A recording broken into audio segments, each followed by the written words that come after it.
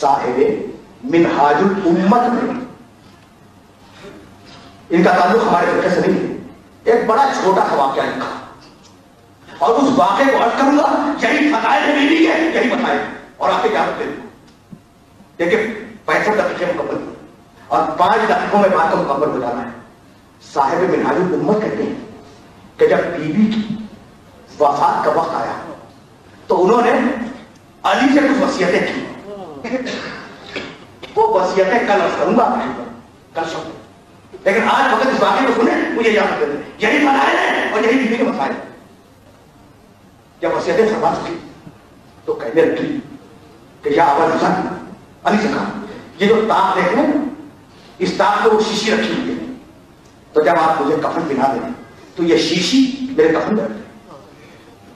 علی نے پوچھا بنت رسول کیا ہے؟ صاحب منہاج الامت لکھتے ہیں اس شیشی میں کیا ہے؟ علی کہتے ہیں کہ میرے دل میں یہ خیال پیدا ہوا تھا کہ شاید اس میں وہ آنسو جو سیدہ نے خوف خدا میں بہائے اور انہیں جمع کر دیا۔ کہا بنت رسول کیا ہے اس شیشی میں؟ کہا علی اگر نہ پوچھو تو بہتر ہے۔ کہا کہ نہیں بنت رسول بتاؤ میرے حق کے ساتھ بتاؤ اس شیشی میں کیا ہے؟ فتنفست الشہداء، شہزادی نے ایک ٹھنڈی سانس بھائی جملے سنے اور ان کی اجازت دے دیں۔ کہا ابو الحسن تم نے یہ پوچھ کر مجھے شادی کرنے کی یاد دلا دی۔ اجب اللہ بابا شہزادی کو روایت، بابا میرے خدے میں داخل ہوئے اور کہا کہ بیٹی میں نے تیری شادی علی کے ساتھ اتنے درہم پہ طے کی، مہر تو راضی ہے؟ تو میں نے کہا بابا میں علی سے شادی کو تو راضی ہوں لیکن اس مہر کا راضی نہیں۔ بھائی عمر پلٹے پلٹ کے باہر جا رہے، جبریل آئے، سلام کیا، کہا یا رسول اللہ اللہ نے آپ کو سلام کہا اور کہا ہے کہ اگر آپ کی بیٹی اس مہر پہ راضی نہ ہو تو ہم نے اس زمین پر جتنا پانی ہے وہ سب اس کے مہر میں لکھ دیا۔ یہ ہے شہزادی کے لیے فقط وہ جملہ کر دو، جتنا پانی ہے نا وہ ہم نے شہزادی کے مہر میں تیری بیٹی کے مہر میں لکھ دیا۔ پیغمبر پڑھتے، میرے باپ پڑھتے، خوش ہو کے پڑھتے، کہا بیٹی اللہ نے اس دنیا کا سارا میٹھا پانی تیرے مہر میں لکھ دیا، اب تو راضی ہے نا؟ کہا بابا میں شادی پر راضی ہوں لیکن اس مہر پہ راضی نہیں۔ پیغمبر پھر پڑھ گئے، جیسے ہی قدم نکالا جبریل پھر آئے اور کہا کہ یا رسول اللہ اگر آپ کی بیٹی اس مہر پر راضی نہیں ہے تو اللہ آپ کو سلام کہتا ہے اور کہتا ہے ہم نے پوری زمین سیدہ کے مہر میں لکھ دی۔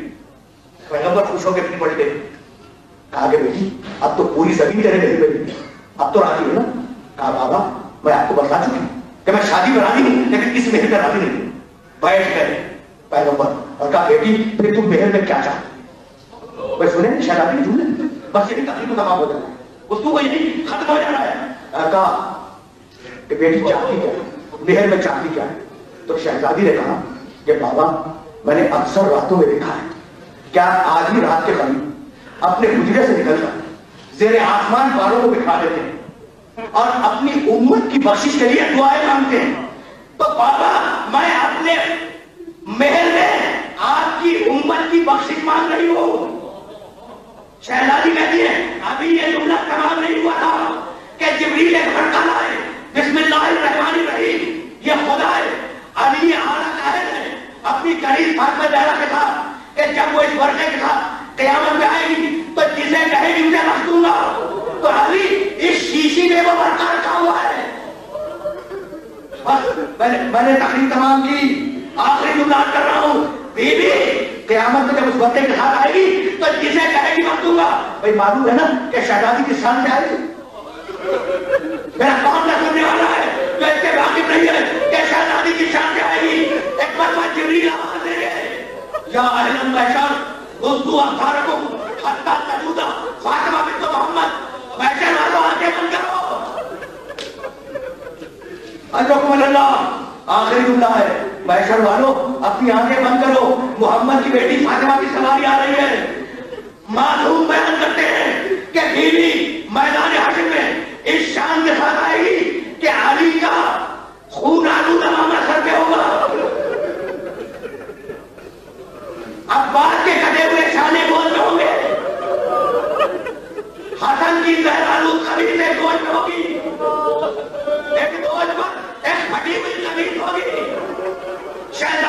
مدینہ کا ہاتھ فاطمہ زہرا کے ہاتھ میں ہوگا. یہ ساری چیزیں لا کر زیر پائے عرض رکھے گی, ایک پھٹے ہوئے کتے کو اٹھائے گی اور کہے گی پروردگارا یہ میرے حسین کا پہلا ہوتا ہے, اس کے صدقے میں امت يعلم الذين ظلموا أيام القلب ينقلبون.